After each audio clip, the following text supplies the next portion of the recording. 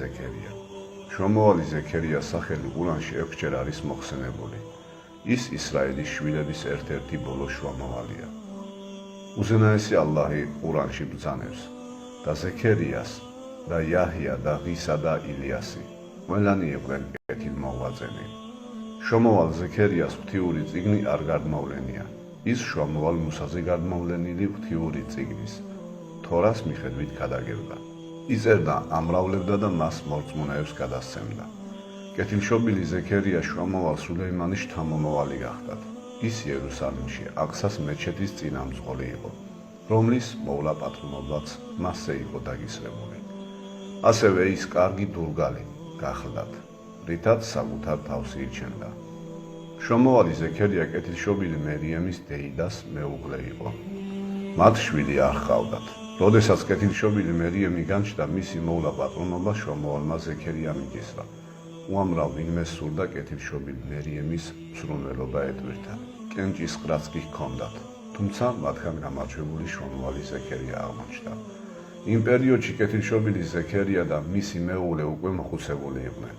იმის გამო, რომ მათ შვილი არ ჰყავდათ, მერიემის მეუღლეობამ ცოლ-ქმარი ძალიან გაახარა. უზენაესი ალლაჰი ყურანში ბრძანებს და მიუჩინა მზრუნველად ზექერია. ყოველთვის, როცა ზექერია შედიოდა მასთან მიჰრაბში, ხედავდა სარჩოს მის წინ, ითხრა: მარიამ, საიდან ეს შენ? მიუგო, ალლაჰისგან არის ეს. უეჭველად ალლაჰი აძლევს სარჩოს უთვალავს ინებებს ვისაც. შრომოვალი ზექერია ყოველ შესვლაზე მერიამთან სარჩოს ხედავდა და მიხვდა, რომ ის მართლაც ალლაჰის მიერ იყო ბოძებული. აი მაშინ შეევედრა ის უზენაეს ალლაჰს: უფალო ჩემო, მიბოძე მე შენ და მიწყალობით კეთილი შთამომავლობა, უეჭველად შენ ხარ შემსმენი ვედრებისა. შრომოვალ ზექერიას ვედრება შთამომავლის ყოლისა და დადგენისთვის ყურანის 3 სურაში, სურა ალი იმრანში, სურა მერიემში და სურა ემბიაში არის აღწერილი. ყურანში ასეა ნაბრძანები: ეს შენი ღმერთის წყალობით თავისი მსახურის ზაქარიას გახსენებაა. აკი მან შეევედრა თავის ღმერთს ღაღადით საიდუმლოდ. თქვა: ღმერთო ჩემო, უეჭველად ცვლები გამომეფიდა და თავი გამიჭაღარავდა და არ ყოფილვარ შენ დამი აღლენილი ბედრებისას უბედური და უეჭველად მე მეშინია ჩემს შემდეგ მომავალი ახლობლების, რამე თუ ჩემი ცოლი უნაყოფო შეიქმნა. მაშ მე შვილი მაჩუქე, მე მკვიდრე იყოს ჩემი და მე მკვიდრე იაყუბის მოდგმის. ხქმენი ღმერთო ჩემო მაყოფილად. ჰეი ზაქარია, უეჭველად ჩვენ გახარებთ ძეს, რომლის სახელიცა იაჰია. მის უწინარეს ეს სახელი არავის უტარებია. ერთ მშვენიერ დღეს ანგელოზებმა შრომოვალ ზექერიას შვილის ყოლა ახარეს. თავდაპირველად მას გაუკვირდა, რადგან ის და მისი ცოლი უკვე ხანში შესული იყვნენ. თქვა ზექერია: უფალო ჩემო, როგორ შემეძინება მე ვაჟი, როცა სიბერე მეწია და ცოლი ჩემი უნაყოფოა. მიუგო ალლაჰმა. დიახაც რომ ასეა, ალლაჰი იქმს ინებებს რასაც. თქვა ზექერია: უფალო ჩემო, მომეცი მე რამე ნიშანი.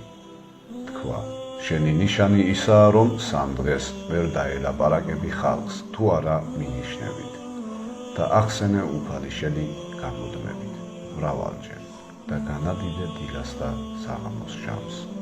შრომოვალი ზექერია 3 დღის განმავლობაში ხალხს არ დალაპარაკებია. ის მათთან მხოლოდ ჟესტებით, ხელის მოძრაობით საუბრობდა და ხმა არავისთვის გაუწია. მას მართლაც შეეძინა შვილი, რომელსაც სახელად იაჰია დაარქვა. შრომოვალმა ზექერიამ შვილს თორა შეასწავლა. კეთილშობილი იაჰია გარკვეული პერიოდის შემდეგ შრომოვალ ისას მიმდევარი გახდა.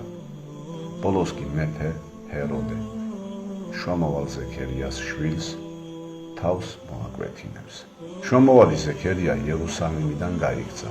მეფე ჰეროდესმა მას დევრები დაადევნა. გადმოცემის თანახმად შრომოვალი ზექერია ერთ-ერთი ხის ფუღუროში დაიმარა, მაგრამ დევრებმა შეამჩნიეს. მიიტანეს ხერხი და ხესთან ერთად შუადღე გადახერხეს. ეს ნაკლებად სანდო წყაროა, მაგრამ მისი გარდაცვალების შესახებ სხვა წყარო არ მოგვეპოვება.